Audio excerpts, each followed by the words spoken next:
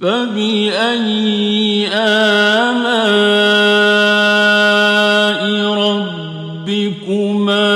تكذبان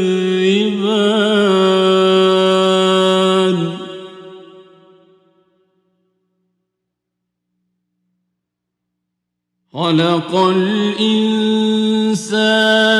من صلصال كالفخار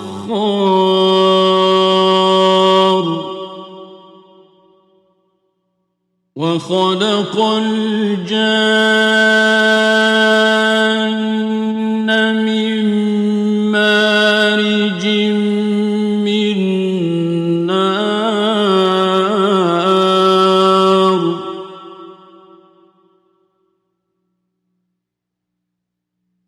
فبأي آلاء